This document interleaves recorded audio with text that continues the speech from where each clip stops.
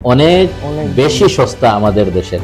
তার কারণ হচ্ছে আমাদের দেশের একটা ওয়েল ডাইভার্সিফাইড মেডিসিন ইন্ডাস্ট্রি এবং এটা কোয়ালিটিফুল মেডিসিন প্রোডাকশন হয় এবং আলহামদুলিল্লাহ আমাদের দেশের মেডিসিন ইন্ডাস্ট্রি নিয়ে আমরা গর্ববোধ করতে পারি।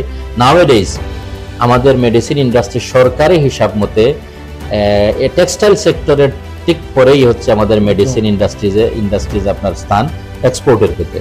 যদি আমাদের দেশের মেডিসিন ইন্ডাস্ট্রিকে আরেকটু গ্রো করা হয়, আরেকটু অ্যাডভান্স করা হয়, তাহলে কিন্তু প্রচুর পরিমাণ ইউরোপ থেকে মানুষ কিন্তু আমাদের চিকিৎসার জন্য আসার সুযোগটা ক্রিয়েট হবে। সম্ভাবনার জায়গাটা হচ্ছে আলহামদুলিল্লাহ আমাদের দেশে চিকিৎসা ব্যবস্থা ডে বাই ডে রাইজিং।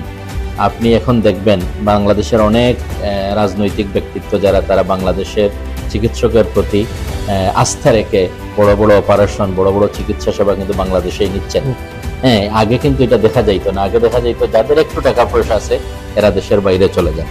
আর তখন কিন্তু দেখা যাবে প্রচুর পরিমাণ ফরেনার আমাদের দেশে এসে ট্রিটমেন্ট করবে।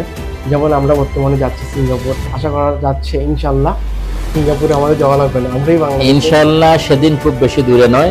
আপনার যে আশা যেটা এটা খুব দ্রুতই ইনশাল্লাহ বাংলাদেশের মানুষ দেখতে পাবে, বাংলাদেশে বাস্তবায়িত হবে।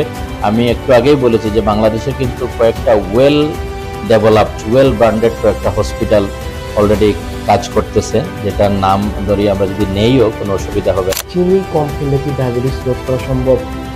চিনি কম খেলে ডায়াবেটিস রোধ হবে এমন কোনো কথা নেই। এখন একটা মজার প্রশ্ন করি, যদি আপনি একদিনের জন্য মন্ত্রী হতেন তাহলে আপনি কি করতেন? হ্যাঁ, ধন্যবাদ আপনাকে। আপনি আমাকে একদিনের জন্য স্বাস্থ্যমন্ত্রী বানায় দিয়েছেন। যাই হোক, এটা একটা অনুভূতি এবং এটা দায়িত্ব বটে। যদি একদিনের জন্য আমি স্বাস্থ্য মন্ত্রণালয়ের দায়িত্ব পাই